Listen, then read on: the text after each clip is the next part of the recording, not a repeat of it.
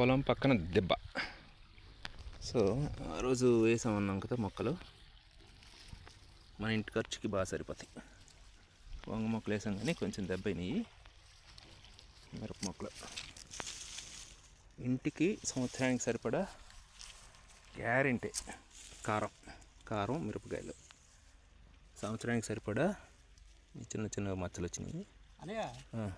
నువ్వు ఈ జాగ్రత్త మిరపకాయలు రెడీ చేసుకుంటే టమాటా పచ్చడి నువ్వు ఇంకా 3 ఇవ్వాలా ఏది కాలు వారించుకోవడానికి. ఓకే,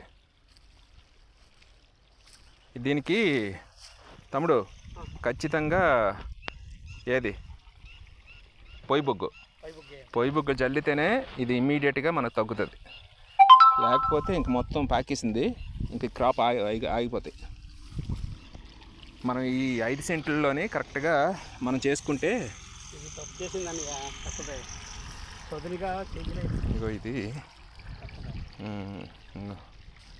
ఈ పైప్ ఇక్కడ టీ జాయింట్ వేసాము, ఇప్పుడే వేసాము. సో అటు ఇటు తడపడానికి ఈజీగా ఉంటుందని. యాక్చువల్గా ఇది ప్లెయిన్గా ఉంటే ఈ ప్రాబ్లం లేకపోను, బట్ నెక్స్ట్ ఇయర్ కొంచెం ప్లెయిన్గా చేసి ఈ గట్టి మీద ఈ పాదు కొబ్బరి మొక్కలు వేసాము, అరటి మొక్క వేసాము, అరటి మొక్కలు వేసాము. సో ఈ 5 సెంట్లలోని ఒక ఫ్యామిలీకి కూరగాయలు గ్యారెంటీ. వాన పదేశం వచ్చేస్తుంది. అది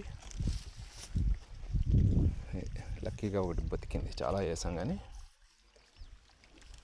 ములం చెట్టు వేసుకోవచ్చు, అరటి మొక్కలు, అరటికాయలు వస్తాయి. నెక్స్ట్ టమాటా రెగ్యులర్గా పండించుకోవచ్చు. ఇక్కడ కొద్ది షేడ్ నెట్ వేసేస్తే ఇంకా సూపర్గా వస్తుంది.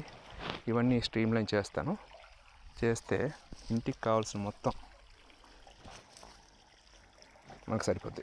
ఇంటికి కావాల్సిన మొత్తం నిన్ను ఈ దెప్ప మీదే 5 సెంట్ల పొలం దెప్ప మీద పండించేయచ్చు. కొబ్బరికాయలు, కొబ్బరి పచ్చడి చేసుకోవచ్చు, అరటికాయలు, గోంగూర వేస్తాం, ఇక్కడ తోటకూర వేస్తాం. సో ఎంత పెద్ద పొలం ఉన్నా ఒక 10 సెంట్లు అయితే ఇంకా సూపర్. 5 సెంట్లోనే ఎంత వస్తుందంటే 10 సెంట్లో ఇంకా సూపర్గా వస్తుంది. సో చూడండి.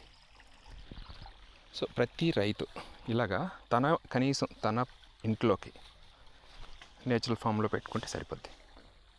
ప్రతి ఒక్కరూ ప్రాక్టీస్ చేయాలని నా ఆశ. చుట్టుపక్కల గట్టు మీద కూడా వేసుకుంటే బెటర్, కొంచెం పెద్ద గట్టు చేసి అంతా చేసుకుంటారని నేను ఆశిస్తున్నాను. ఫాలో అవ్వాలి ఏదో ఒక స్ట్రాంగ్ ఒక డిటర్మినేషన్తో. వాము కూడా వేసుకోవచ్చు మళ్ళీ ఇక్కడ.